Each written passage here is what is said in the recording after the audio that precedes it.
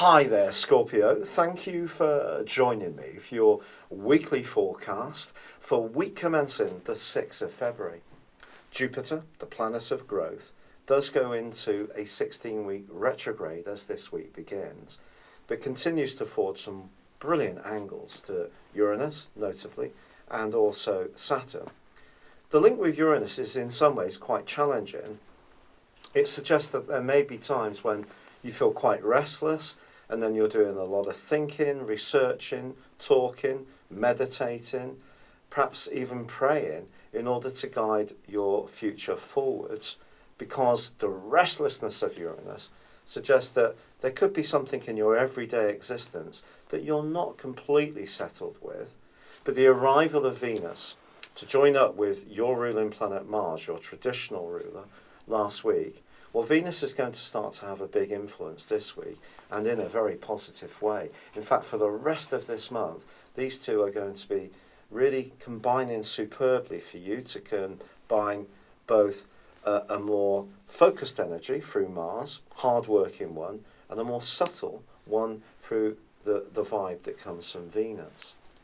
But Jupiter's retrograde is something we need to consider. What does it mean? Does it mean that with the planet of fortune in a backward motion, that points towards a lack of success? And I think it doesn't.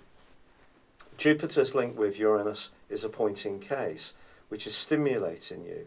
And also Uranus continues to forge broadly a great link with Saturn, the planet of growth, which for you is actually in your sector of resources. The combination of the two suggests that experiences and knowledge that you've gained over many moons can actually, if it's deployed in perhaps a new way or imaginative way, actually see your resources improve.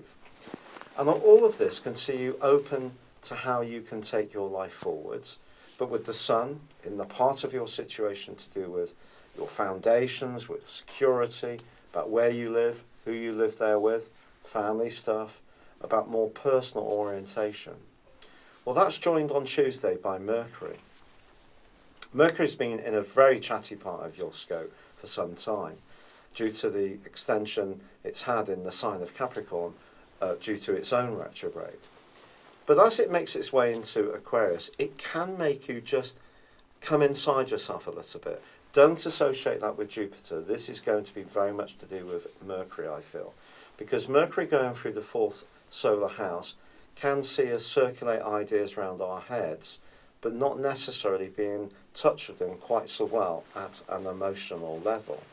And that's really important this week because of the lunar eclipse, which is all about the moon, which is going to be coming on Saturday, linking into the Sun, which is in the same location that Mercury newly occupies. So for you, I feel it's almost about balancing work life, family, personal needs, the domestic chores against your need to have free time.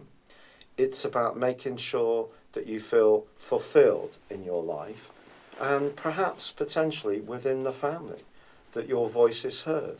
Or if you are someone who's wanted to make improvements to where you live, it works well at a practical and emotional level, but also it works well for others other than you.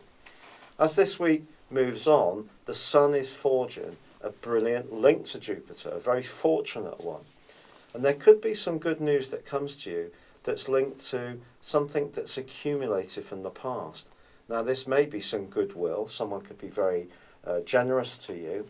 It may be that someone in the family is going to discreetly help you out.